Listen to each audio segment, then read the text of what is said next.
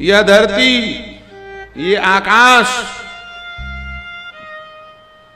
ये अनल वायु, ये सब कुछ परमात्मा की आकृति है। यह प्रकृति ही परमात्मा की आकृति है।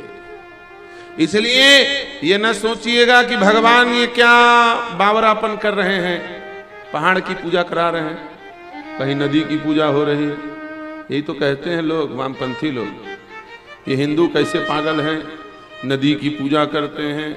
किसी के घर में बालक पैदा हो जाए तो कुआं का पूजन करते हैं, कूप का पूजन करने जाते हैं, है कि नहीं? समुद्र का पूजन करते हैं। अरे भैया, हम पानी का पूजन नहीं करते, हम नीर का पूजन नहीं करते, हम गंगा के किनारे खड़े होकर के उस नीर में निराकार का पूजन करते हैं। ये हमारी परंपरा है, ये हमारा संस्कार है, ये हमारा भाव है। इसलिए भगवान ने गिरिराज की पूजा करवाई।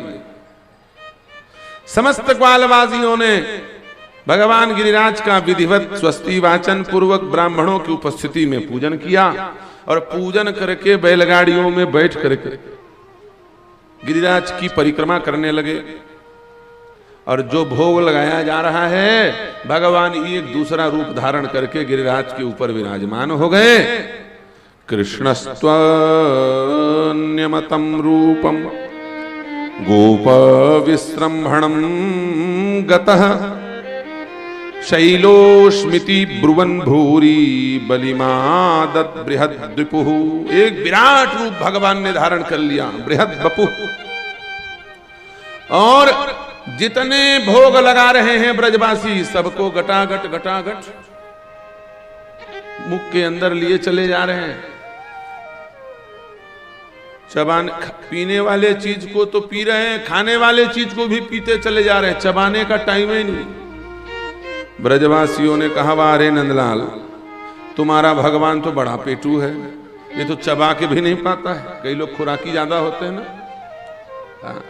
ज्यादा खुराकी लोग, उनको खिलाने वाले को भी पसीना छूट जाता है। एक बार की बात है, हमारे साथ एक चेला रहता था, इस समय महंत बन गया है, उत्तर प्रदेश में उसे महंत बना दिया।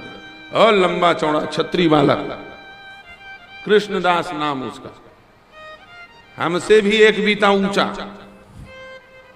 और लंबा चौड़ा, 1000 टन बैठक करता है अभी।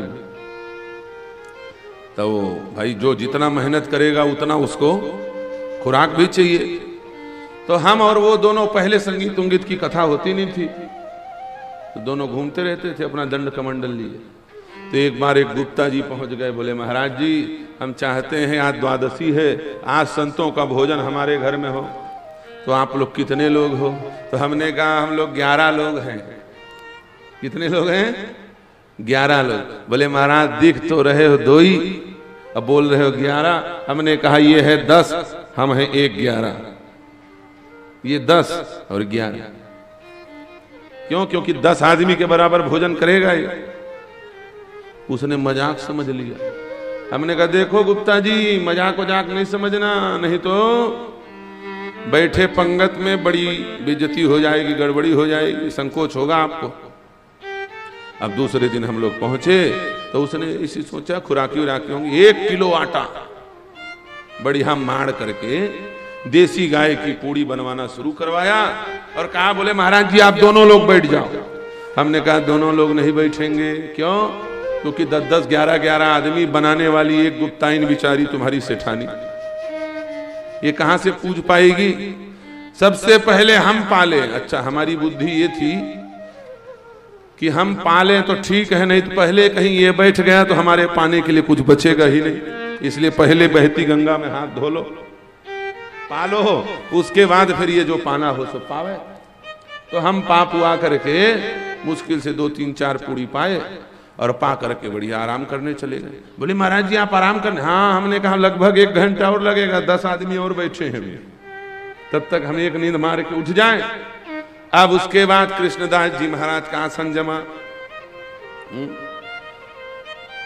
अब सेठानी बिचारी पूड़ी बना बना के हैरान,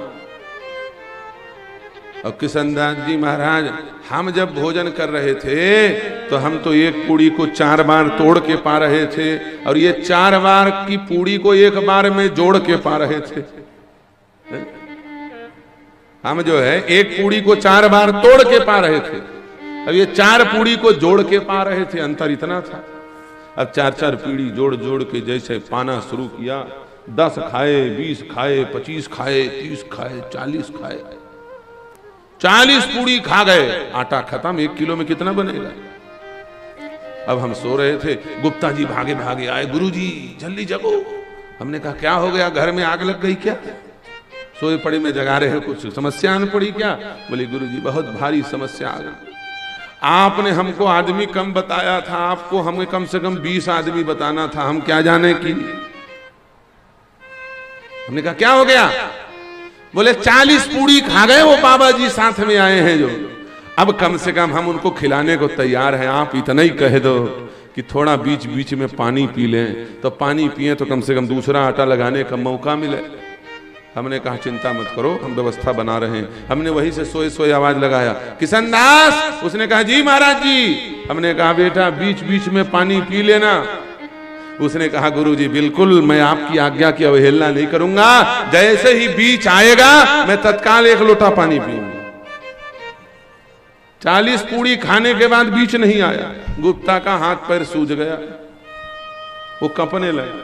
बोले महाराज 40 पूड़ी में बीच नहीं आया, कब इनका बीच आएगा? अभी बीच ही का पता नहीं। कितना खाते हैं बाबा लोग?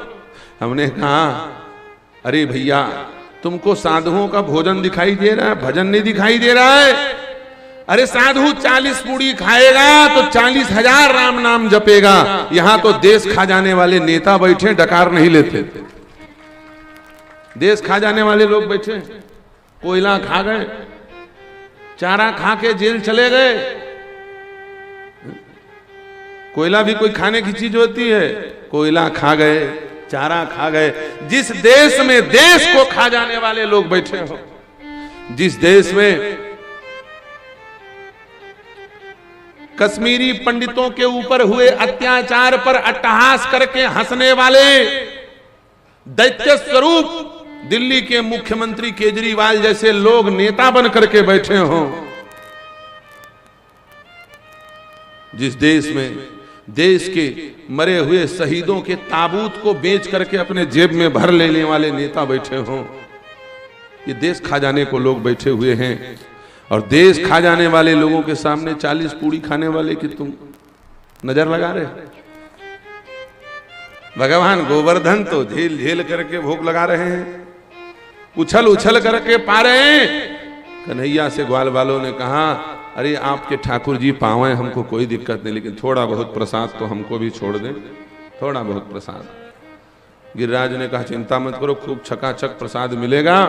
और जैसे ही गिरिराज की परिक्रमा पूरी हुई, इधर देवराज इंद्र कुपित हो गया कि मेरे यज्ञ का विरोध एक साधारण ग्वाल ने किया है और मेरे यज्ञ पर प्रतिबंध लगा दिया है। गणम संवर्तकं नाम मेघानां चांतकारिणाम इंद्र प्रचोदयत् क्रुद्धो वाक्यं चाहे समान्युतः। कुपित होकर के प्रलय काल में बरसने वाले संवर्तक नामक मेघों को इंद्र ने ब्रजमंडल को बहा देने के लिए, नष्ट कर देने के लिए भेजा है। और खूब गरज गरज करके ये संवर्तक मेघ हाथी के सूंड के समान धार प्रवाहित करते हुए तीव्र वेग से मानो आज ब्रजमंडल को बहा देने के लिए गिरने लगे। समस्त ब्रजवासी भागते हुए श्री बालकृष्ण के पास पहुंचे। कन्हैया तुमने समस्या पैदा की है, अब तुम ही हम लोगों को बचाओ। हे नाथ हम आपके शरण में हैं, आप हमारी रक्षा कीजिए, नहीं तो आज इंद्र के कोप से बचाने वाला इस संसार में कोई दूसरा हमको नहीं दिख रहा। भगवान श्री कृष्ण ने कहा चिंता मत करिए, जिनकी हमने पूजा की वही हमारी रक्षा करेंगे। ऐसा कहते हुए भगवान ने सहसा गिरिराज गोवर्धन को अपने वाम हस्त के कनिष्ठिका उंगली में, छीनी अंगुली है कि नहीं? कनिष्ठिका उंगली में भगवान श्री गिरधारी ने गिरवर को उठाया है। इत्युक्त्वैकेन हस्तेन कृत्वा गोवर्धनाचलम दधार लीलया कृष्ण छत्राकमिव बालकः।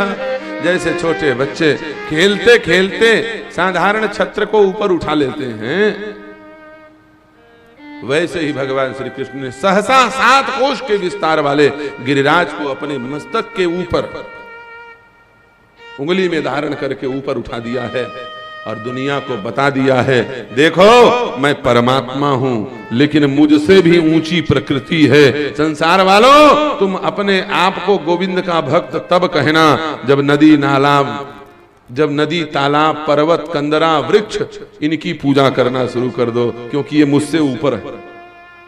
और पहाड़ को ऊपर उठा दिया अपने मस्तक। परमात्मा से ऊपर प्रकृति,